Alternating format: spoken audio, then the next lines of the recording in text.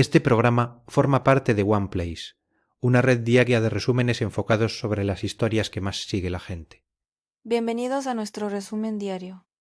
Hoy analizamos casos judiciales impactantes, crisis de seguridad y perfiles políticos que están marcando la agenda informativa en toda la región. Procesan a empresario por abusos graves.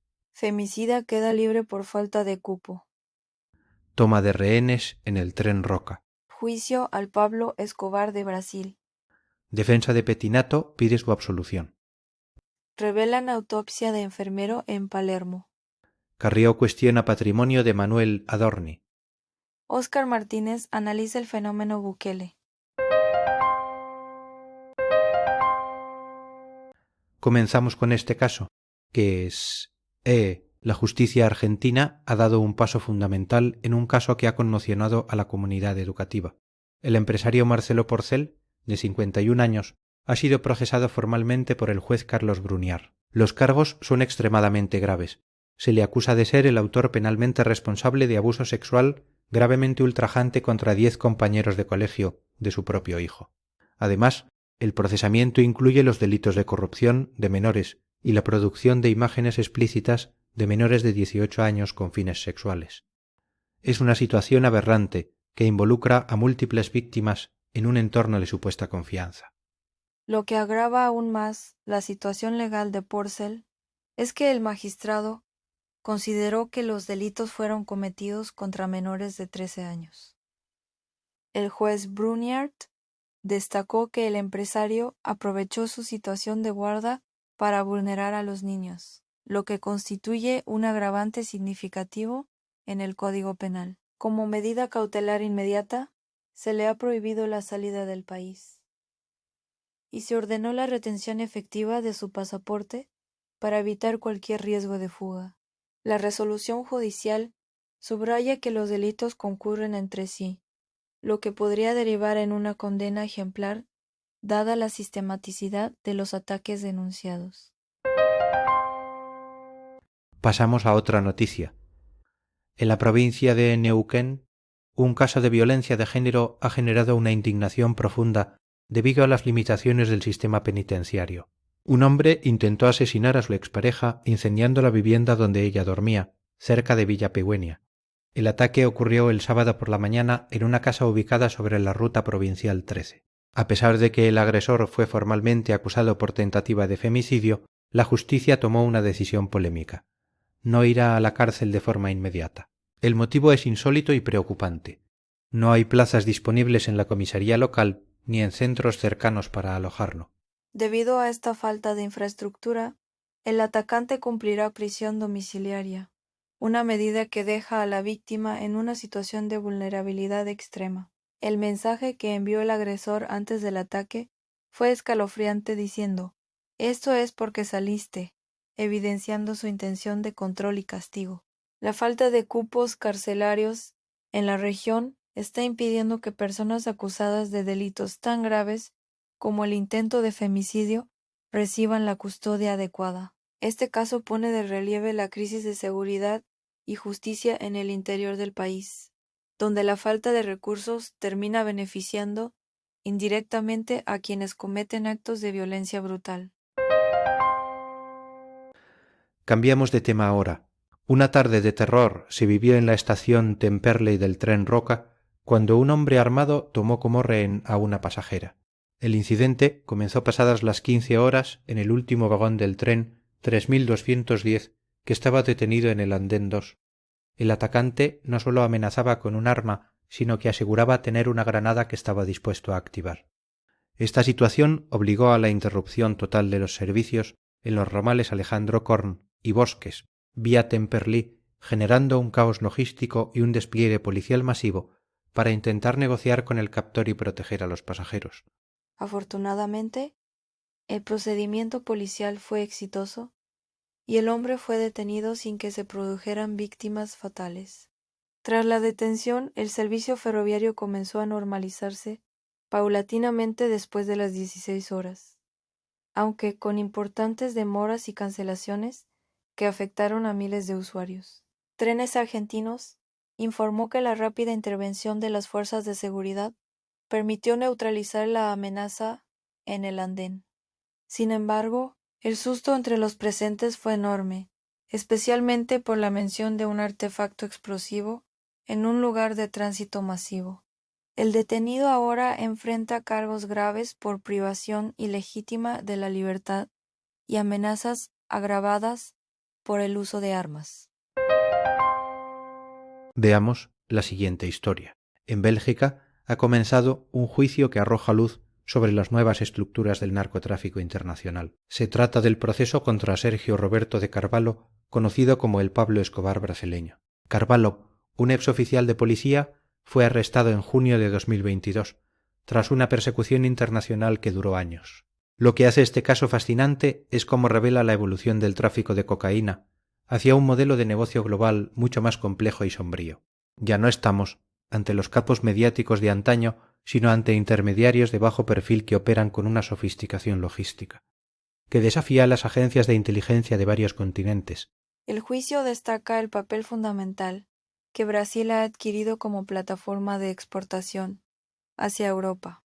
Carvalho utilizaba sus conocimientos tácticos y una red de empresas fachada para mover toneladas de droga a través de puertos europeos. Este cambio hacia brokers discretos en lugar de figuras extravagantes hace que el rastreo de los cargamentos sea mucho más difícil para las autoridades. El caso de Carvalho es emblemático porque muestra que el narcotráfico moderno se parece más a una corporación multinacional que a una banda criminal tradicional.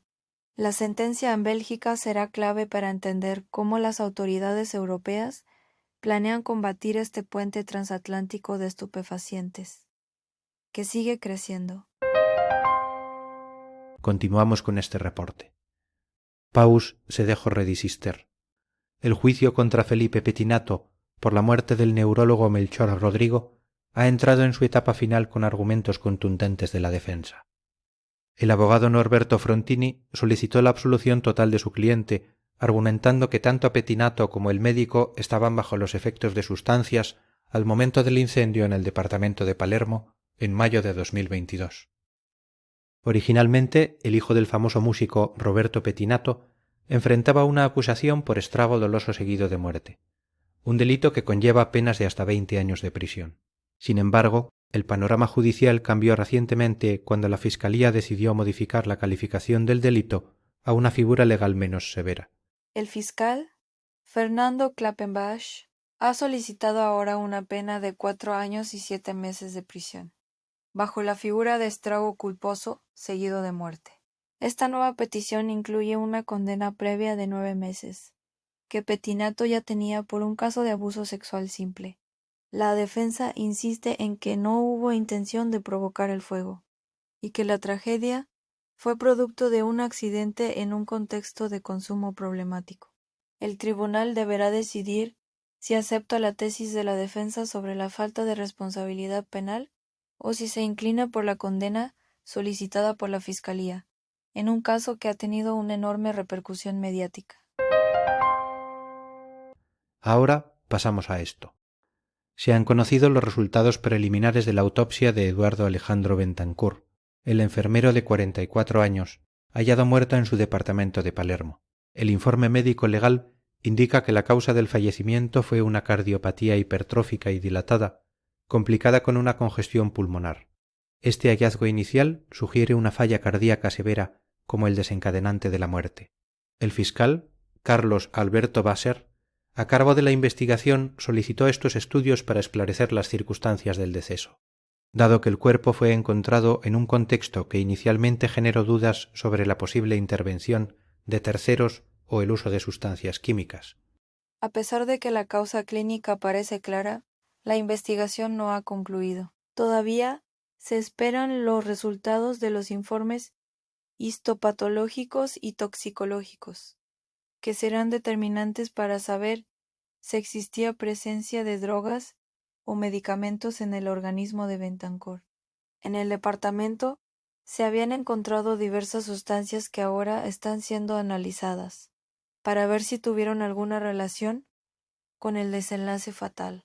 Estos estudios adicionales permitirán confirmar si la cardiopatía fue un evento natural o si fue exacerbada por factores externos. Por ahora, la justicia mantiene la cautela mientras se completa el cuadro forense total sobre este triste suceso en el barrio porteño.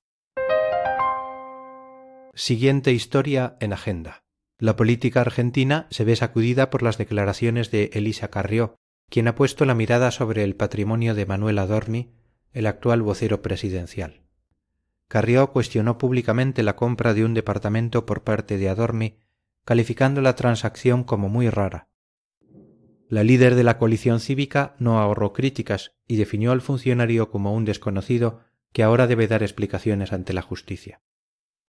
Estas sospechas se enmarcan en una investigación por presunto enriquecimiento ilícito que ya está en curso.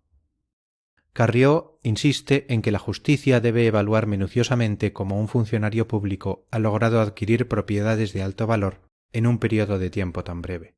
La denuncia de Carrió añade presión política sobre el entorno cercano del presidente, ya que Adorni es una de las caras más visibles del gobierno actual. La dirigente opositora reclama transparencia absoluta y que se aclare el origen de los fondos utilizados para estas compras inmobiliarias. Por su parte, el oficialismo suele desestimar estas acusaciones como ataques políticos, pero la intervención de la justicia obliga a un escrutinio más técnico de las declaraciones juradas del vocero. Este enfrentamiento pone de relieve la tensión constante entre la transparencia exigida por sectores de la oposición y la gestión de los bienes personales de los funcionarios públicos en el ejercicio de su cargo. Finalmente, esta noticia. El periodista Óscar Martínez, experto en violencia y migraciones, ha presentado un perfil inquietante sobre el presidente salvadoreño Nayib Bukele.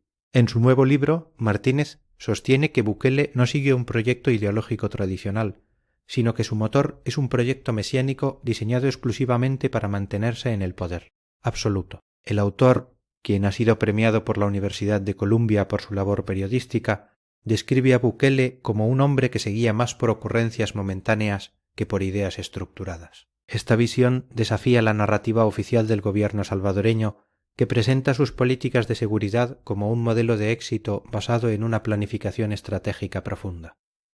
Martínez, quien vive en el destierro debido a las presiones en su país, advierte sobre los peligros de este estilo de liderazgo personalista.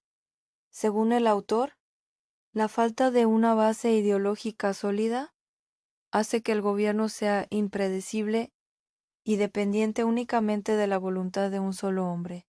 El análisis destaca cómo el control total de las instituciones en El Salvador ha permitido que estas ocurrencias se conviertan en leyes sin ningún tipo de contrapeso democrático. La entrevista con Martínez ofrece una perspectiva crítica y necesaria sobre uno de los líderes más polémicos de América Latina, analizando las raíces de su popularidad y los costos institucionales de su modelo de gestión. Gracias por acompañarnos en este resumen. No olviden seguirnos para recibir su actualización diaria de noticias. Hasta la próxima edición de nuestro programa.